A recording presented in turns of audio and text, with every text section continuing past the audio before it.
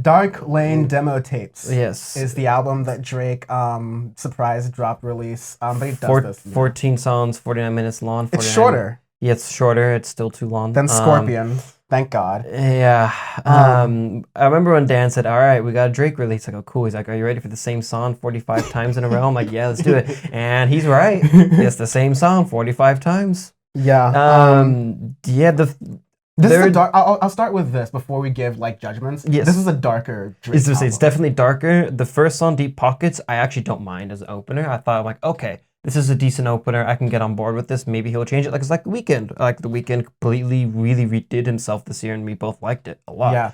I'm like, okay, let's see it. When to Say When popped up, I'm like, Drake. Yeah. Lovely Drake. And then it just sounds the same over and over. Yeah, I mean, like, if you've heard a Drake song, you've heard a Drake song. And for some people, that's like a familiar comfort. And when that's a slightly different Drake song, they kind of enjoy that for the rest of the year. And that powers Drake's, like, entire fan base, child support budget. But the other aspect of this is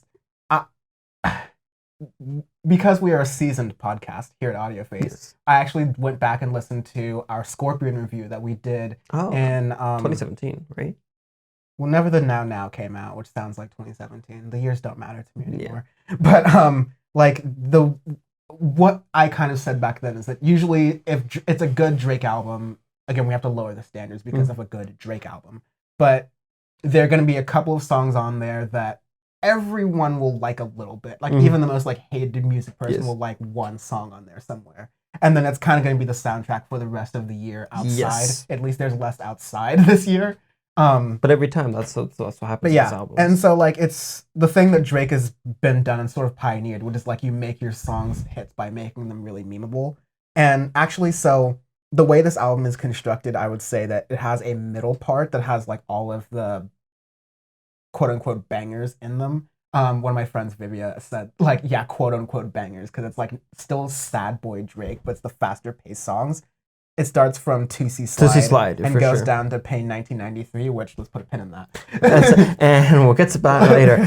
Tootsie Slide, when I heard that, I go, oh my God, this is him just trying to make a hit. There's only one bar in there, which I liked, which was, you have your Nike crossbag with some heat inside or something like that. I'm like, okay, I'm like, all right, that kind of goes hard. And actually, and the rest of that, I'm like, all right, the rest. And so what you don't get from like the TikTok challenges and the dances is that Tootsie Slide actually has like a really interesting melodic pattern in the background. Like the little like almost flute thing in the background actually sounds kind of nice when I hear it on headphones. Okay. But like I don't like the song at all. No, it's lyrically like flatter than office paper. First off, and then also Not To You, featuring Chris Brown. If you ever work with a fucking noted little domestic violence asshole, then I'm already gonna dock points off of you, as is, because I have no sympathy and or no like. You're not allowed. No respect. You're not allowed and shouldn't work with people who have abused women like that. And it's been chronicled and everything. So fuck you, Drake, on that big time. Like, really bad. I hate that. Yeah, Chris Brown's like still like had his career, but has been like hopping up in places. Not to say it's good, but it's like it's been almost so removed from people's lives now that like people just don't. We're never and never forget exactly. Anyways, Desires of Future, I literally rolled my eyes about 10 seconds into the song because it sounds like every fucking Future song in the world. Because the one thing that really bothers me with Future is his production is, compared to other trap artists, it's literally the same to every single song. You might add one instrument or one little sound into the same trap beat over and over again, and that's Future in a nutshell. His vocals in it aren't terrible. I can somewhat understand him for once, but the production of it just it's bad. It's not good. Yeah. In that, I know a lot of people are gonna be like, you don't know what you're talking about. No, I do. Fuck you. Yeah, actually, so my favorite song in this album is Landed. But here's the exact reason why. It's because it sounds like a mix of Nonstop, which is the one song I liked on Scorpion. Yeah. So it's like there's a certain brand of song that Drake remakes over and over again. Big bass line in the back, which is really simple, and then have a little small trap beat going on it, and there you go. Like a pretty tough trap beat, like Drake and his like trying to flex. Exactly. Yeah, it's totally fine. But also sounded like a weirder mix of like Num Num Juice from Schoolboy Q, because it tried to play with like a syncopation of how the note goes. where like the last note sounds like it's off key or like it shouldn't even go there. Um, but that's the thing. D4L is also going to be the one that like is probably going to be like the hit off of the album. And it's not good. And I've heard like 6 versions. Lil Uzi Vert's entire album is way better than D4L or Desires or anything on this album by far. Wow. 100%. No cap. Noted Uzi hater. And I don't like Uzi's songs at all. It's grown on me a little bit. So some of the songs, like this, is kind of hilarious now to listen to it. But you like Prices now. Yeah. But it's the fact that as much as I didn't like the production on it, it's at least a little different than some of his previous works. Drake, you can put any single song on this and put it into his albums from the past decade and it'll go into any single album. There's been no real...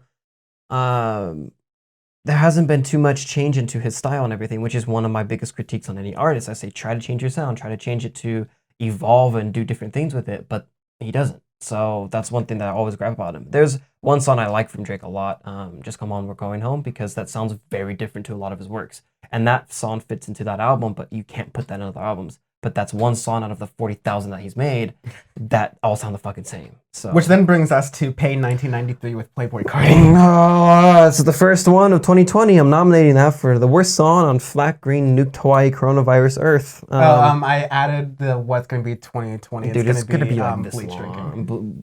Bleach Drinking Coronavirus. It is worst music on Flat Scorched Earth, Nuked Hawaii, No Quid Pro Quo, Bleach Injection 2020. There you go. That's how bad Pain 1993 is. So the beat on it actually isn't bad. Like the production of it, I go, okay, this is kind of a cool beat.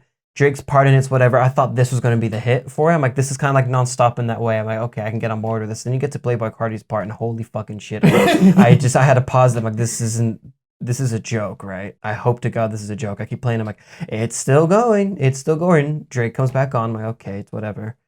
Playboi Carti comes back. I go, holy shit, he's not kidding. This is really bad. It's like if Sway Lee drank a bottle of helium, which I don't know how you possibly can do that, but drink a bottle of helium, injected him with... Just inhaled it like mouth to canister. Yes, he inhaled a bottle of helium, had some morphine, like horse tranquilizer morphine, and did a song. That's how bad Playboi Carti sounds. And like... That's not no fault on Sway Lee. It's just a high pitched voice. Playboi Carti's like baby flow thing. I like it. There's the song Kid Cudi that never got released that I think is amazing. Yeah.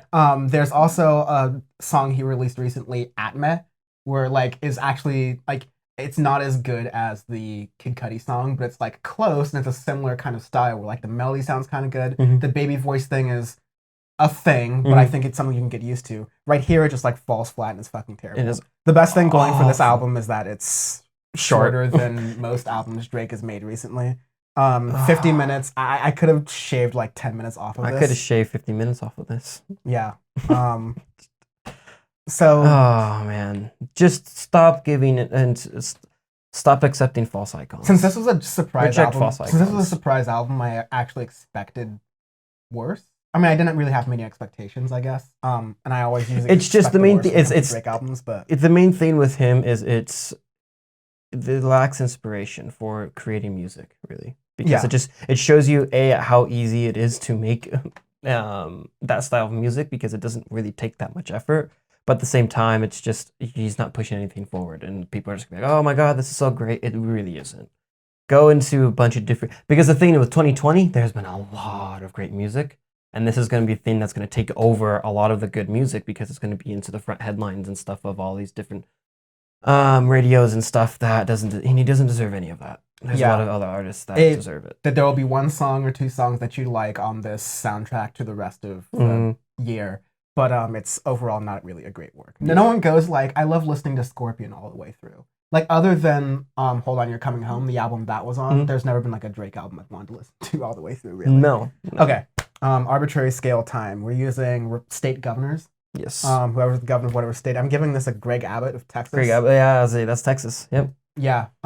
Where the governor said, I think it was actually the lieutenant governor, to be fair. Yes, the lieutenant governor was like, who said like, sorry, if old people have to die, capitalism needs to keep going. Yeah, that's the lieutenant governor who said that, which is wild.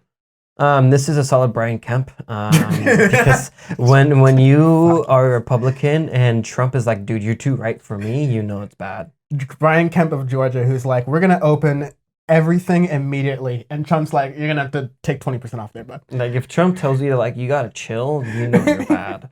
Trump's like, you're gonna actually kill my niece. Like, please stop.